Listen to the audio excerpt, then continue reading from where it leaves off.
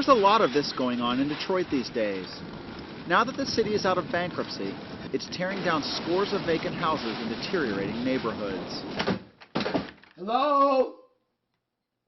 Hello? The kinds of places that have provided Michelle McCrae with a roof over her head. This place was like home. McCrae is long-term unemployed and has been homeless off and on for a good portion of her adult life. The 58-year-old looks for recently vacated houses that she can live in for an extended period. Like this one, where McCrae stayed for 3 summers.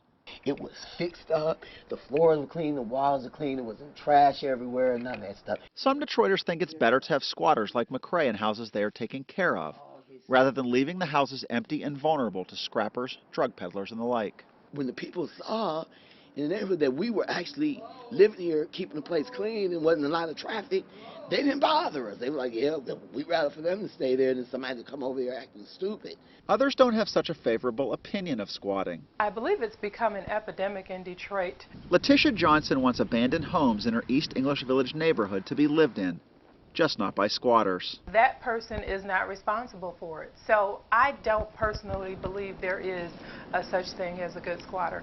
The city's Land Bank Authority has been auctioning off homes that can be rehabilitated and demolishing those that can't. A survey completed last year on every property in Detroit found more than 40,000 structures needed to be torn down. Nearly the same number had indications of blight and could be up for demolition. Contractors say they find squatters in less than 10% of the houses scheduled to be taken down. But the land bank won't raise or sell properties that are known to be occupied, meaning squatters are slowing efforts to combat blight. McCrae says she and her fellow squatters don't want to hold up progress. They're simply trying to survive. Because we didn't have a place to stay. We're not trying to do anything to anybody. Abandoned homes and squatting. 2 problems Detroit hopes to see come down sooner rather than later. Mike Householder, Associated Press, Detroit.